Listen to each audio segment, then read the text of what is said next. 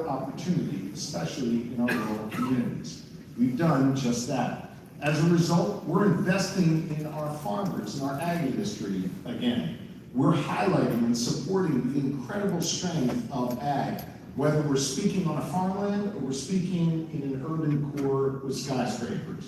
We're addressing the unique challenges our farmers face, and we're growing and expanding this sector faster than ever before in our Commonwealth's history.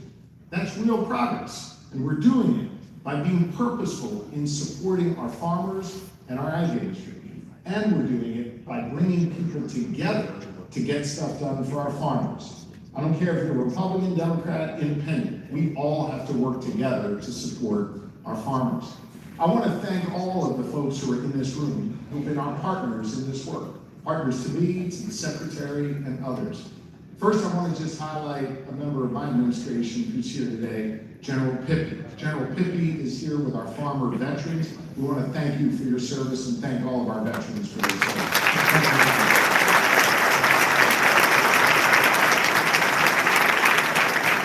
I want to acknowledge some of the leaders in the Pennsylvania legislature who are here, the leaders of our ag committees in the Senate and in the House. I want to thank Senators Vogel and Schwank and Kaczynski and Mao, Representatives Kaczynski and Mao, who are here with us today. We all work together in a bipartisan manner to lift up ag, and I'm grateful to each and every one of you for being here. Thank you. All right, Chairman Kaczynski has more pins on than an FFA member. I don't know. You're looking good there, Mr. Chairman. I want to also thank our university leaders. I think what is so unique about our state is the way in which our universities work together with our ag interests, work together with those who support ag in the government and in the private sector. And so I want to thank our leaders of Penn State, Penn Vet, our private sector businesses, and many others who all come together to lift up ag in our Commonwealth. And most especially, I want to thank our farmers and our ag producers all across this Commonwealth, who we work with to build on Pennsylvania's legacy of ag leadership and open up a new chapter for our future. Putting ag at the center of the conversation on economic development has made, I think, all the difference in our collective success over the last 3 years. Our state economy is strong. In fact, Moody's just reported that Pennsylvania has the only growing state economy in the northeastern part of the United States. A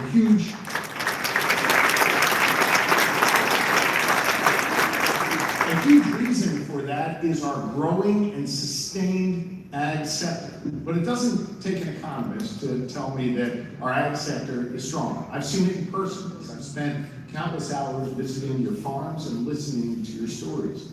At the Colt Farm in Clare County, they started construction on a new milking barn way ahead of schedule. Why? Because we processed all the permits that they needed in record time. At hardwood producers like Metzler Forest Products, or hemp growers like Cedar Meadow Farms, and potato growers like Sturm and Mosser, they were able to adopt new technologies to increase production and expand into new markets because of an ag innovation grant that they received from our administration. Colton and Zach Troy are brothers and fourth generation potato farmers, have taken their family's legacy farm to the next level by starting their own organic brand, Fulton Foods, because we invested in part in their vision for their future.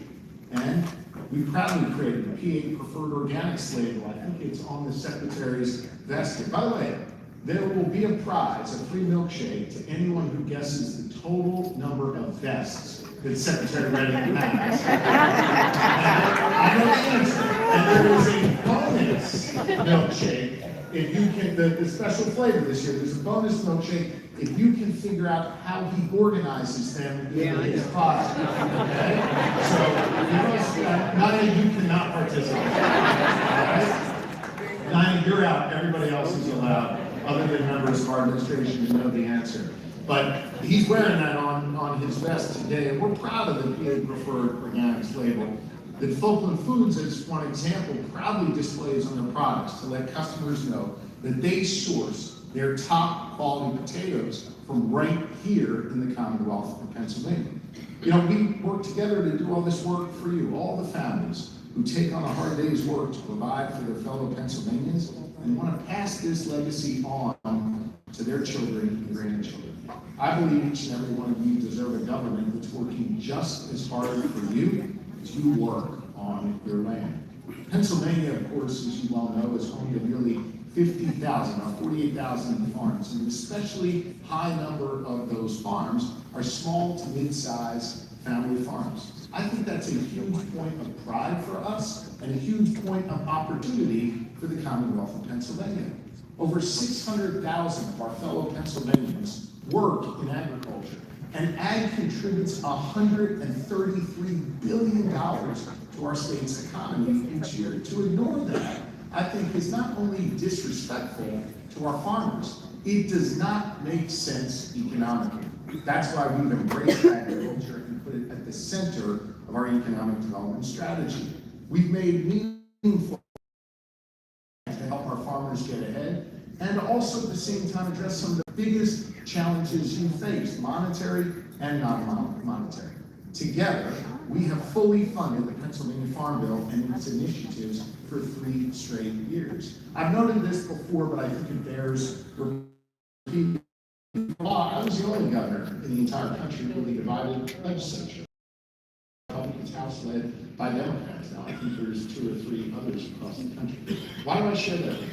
Because for any bill to reach my desk and be signed into law, it requires Republican votes and Democratic votes, and it requires a whole lot of common sense. It is common sense to invest in agriculture here in the Commonwealth of Pennsylvania, and we're going to continue to bring people together to do just that. In addition to fully funding our Pennsylvania Farm Bill, we've invested in the ties between our farmers and our food banks. I see some of our food bank leaders from here in Pennsylvania, providing nearly $100 million for food security and to support our neighbors who are hungry Pennsylvanians. Listen, you all produce enough food to feed every Pennsylvanian. It is morally unacceptable that there are people out there who are hungry in this Commonwealth. You, the farmers, are doing your part. Our food banks are doing their part, and our government is stepping up to do our part to connect the dots between the two. And I want to thank everyone who does this.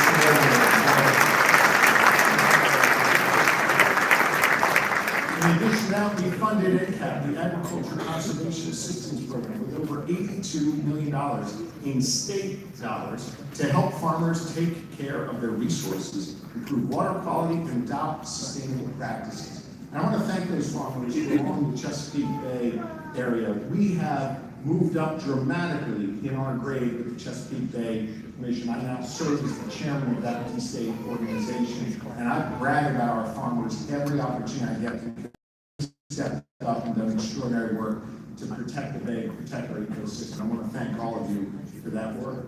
We've also doubled down on our commitment to helping our poultry farmers whose flocks were wiped out due to high-death avian influenza. We talked about that the first year I was here, even before I was sworn in as your governor, delivering tens of millions of dollars for our state's recovery fund. And I want to be clear, we are not done yet. Secretary Redding's team has been working diligently with Penn State, and we are just weeks away from opening up our new Western Vet Lab at their Beaver campus. And I'm excited for them to do that important work to expand our state's testing capacity and mitigate future disease outbreaks. And listen, you know this. That's something folks talked about in the Capitol for years and years and years. We came together and we got it done. I'm looking forward to being there with Secretary Reding. I'm also particularly proud of our work to create the nation's first ever Ag Innovation Fund, and initially seeding it with $10 million. That fund has grown over time. 88 different projects across Pennsylvania so far have been funded with that Ag Innovation Fund. As I set out during my time as governor years ago, I showed up on our farms and I listened. And one of the things that became very clear was our farmers said, we need capital and we need access to better technology. And we don't know how to do that. So we thought outside the box and created this fund, first one in the nation, and we have a lot of wonderful projects that have happened as a result of this Ag Innovation Fund. On my watch, we've already driven out over $20 million for Ag Innovation, and you can bet I'll be proposing a whole lot more in this next budget next month. Because here's the thing, we cannot let up now when it comes to investing in agriculture. What we are doing is working for our farmers and our ag sector. It is growing, and I believe you all have limitless possibilities if we continue to work with you in partnership. I want to talk a little bit about that partnership that we've created and the investments that we've made. We're investing in the next generation of ag workers and ensuring that this tradition gets passed down to future generations by investing in 11 new apprenticeships and pre-apprenticeships across this Commonwealth.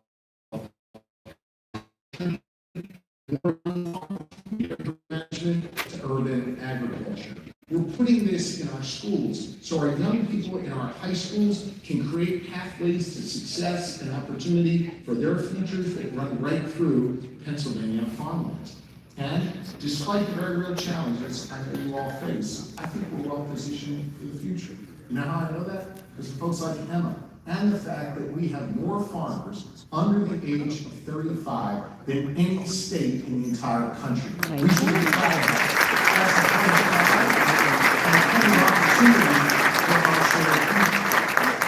They represent the next generation of Pennsylvanians who will further our legacy in agriculture and further grow our state's economy.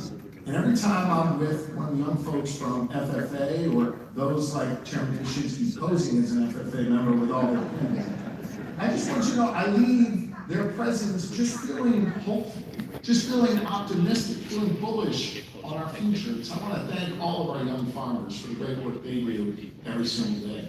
We've opened up new markets for our farmers with the launch of the Organic Center of Excellence and the PA Preferred Organics that I spoke about before. There's new growth, new markets, new opportunity for farmers because of that effort. Because of that work, Pennsylvania continues to be one of the top states for organic sales, with more than $1 billion in organic sales this year. And by the way, we are now #1 in the country when it comes to organic mushrooms and organic poultry. Another point of pride for our great economy.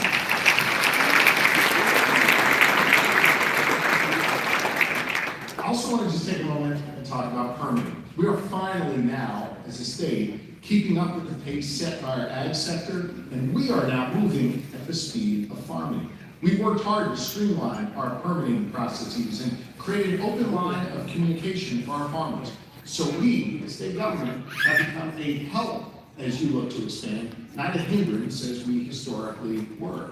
Thanks to that work, agencies like the Department of Environmental Protection and the great leadership of Secretary Shirley are moving more quickly, slashing wait times, and eliminating backlogs that existed for years.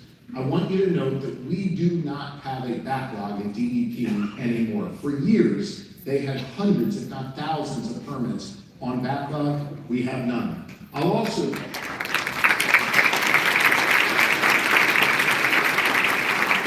note that about 2.5 years ago, we instituted a money-back guarantee system on our permits.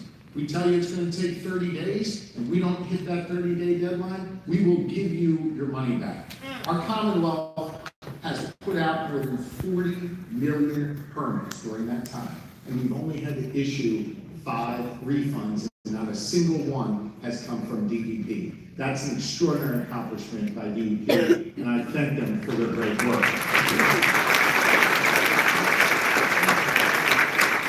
We went from being bottom 5 in the country, about 48th when it came to permitting time, to now being a national model for other states. Other states are now coming to Pennsylvania wondering, how did we fix our permitting process? And we're becoming a model for others. Just ask the Colts. I am mindful that as we go forward, for all the progress that we've made, all the investments that we've made on my watch, there are very real challenges that our farmers face. You've talked to me about these as we sat around your kitchen tables or walked your farms. I know the lack of rural broadband, we're still waiting on the feds to approve the process for driving the flowers out, creates a challenge. I know that rural health care remains a real serious threat to the vitality of your communities. And we're working on driving dollars out and we plan to address that. I realize that those volatile markets, exacerbated by the tariffs, are making it harder for farmers to access new markets and be able to pay for the basic things they need, like feed and other necessities. And I recognize that there is a growing shortage of farm workers in the here and now, ready to work on our mid-sized and family farms. I know these are just a few of the challenges that keep farmers up at night.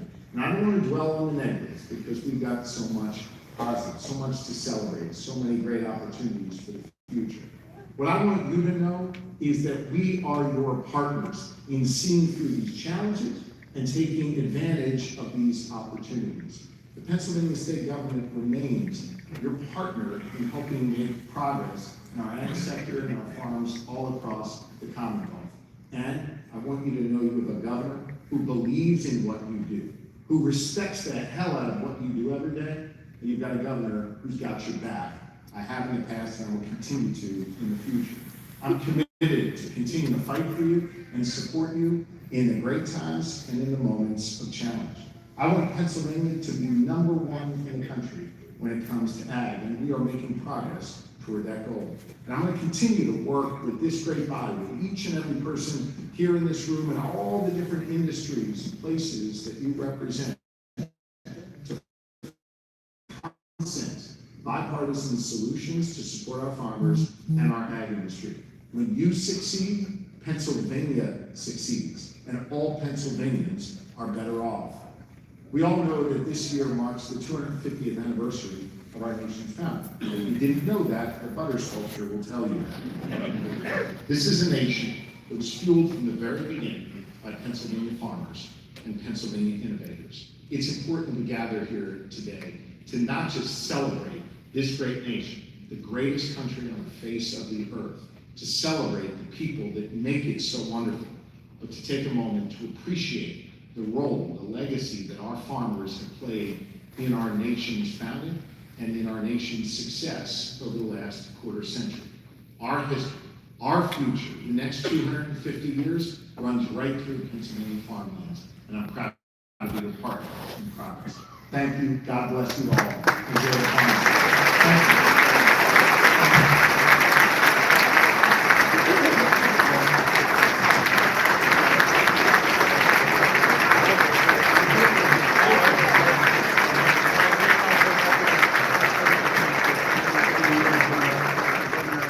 Thank you, Governor. Please welcome Pennsylvania State FFA Chaplain, J.P. Everhart, for an opening reflection.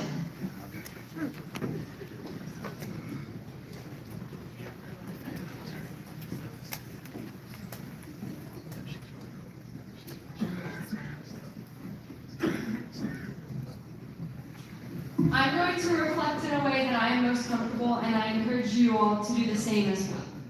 Heavenly Father, we thank you for this opportunity to gather here today, and we thank you for the opportunity we have to be a part of such a great growing nation.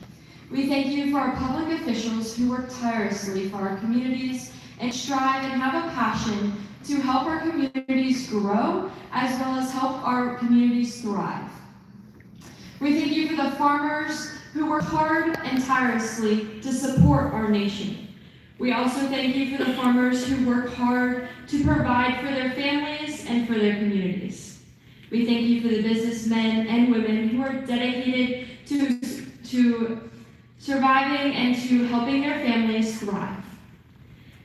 We ask you to guide us with wisdom, and we ask you to guide us with a helping hands and help our conversations go. Amen.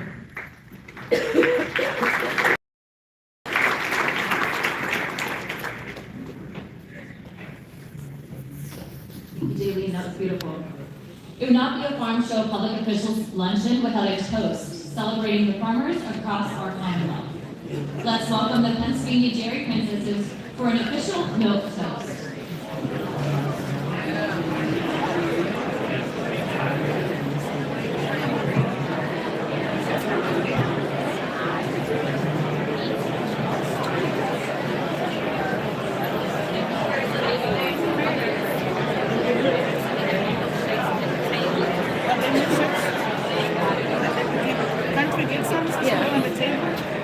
I think you can get things.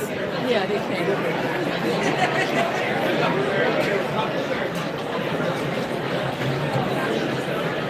Because they have a little place.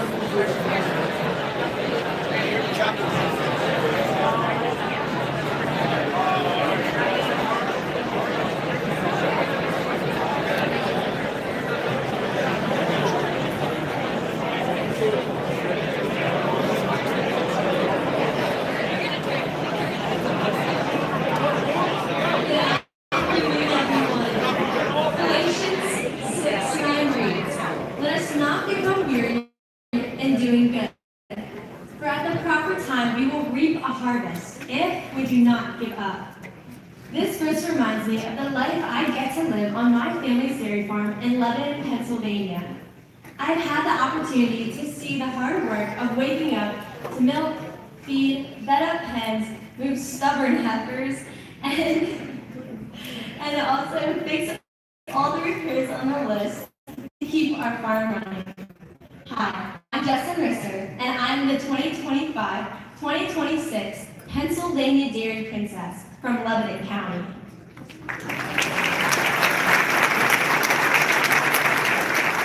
Hello everyone, my name is Bree Keller, and I'm honored to serve as your 2025-2026 Pennsylvania Alternate Dairy Princess from Adams County.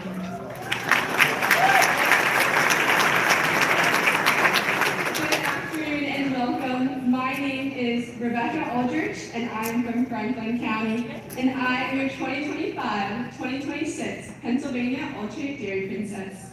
It is truly an honor to be here with many individuals who serve our communities every day. Please pour yourself a glass of milk as we get ready to toast to our law enforcement, military, public officials, those involved with agriculture, and many other essential roles. We would also like to recognize Ridge Policy Group, Wayhard Farms, and Crider's Farms for sponsoring the milk for today. For 250 years, agriculture has been at the heart of our Commonwealth's growth, nourishing communities, driving innovations, and supporting economic opportunities across Pennsylvania. We are able to celebrate the land, the hard work of each individual gathered here today, who have come together to strengthen agriculture and help ensure a strong, resilient future for our state and our nation.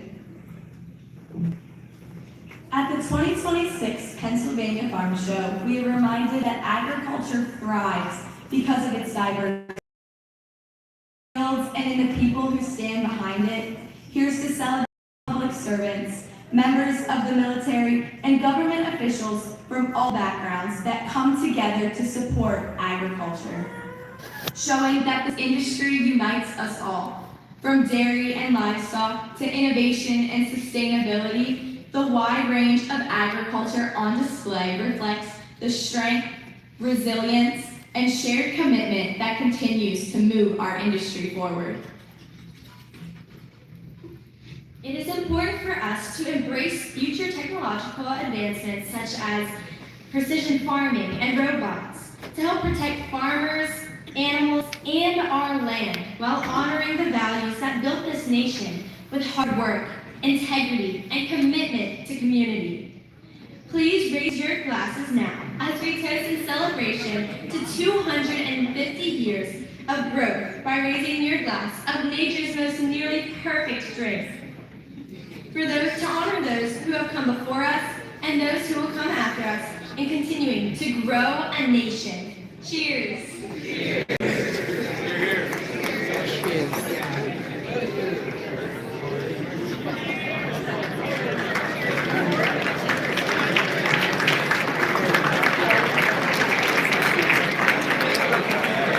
Okay, check your neighbor, make sure you don't have a milk mustache. And now we invite you to enjoy a bountiful Pennsylvania lunch. Please wait until your table is dismissed by C&J catering staff. Thank you all for joining us today. We do hope that you enjoy the rest of the 110th Pennsylvania Farm Show and visit us throughout the year at the various events we hold. Thank you.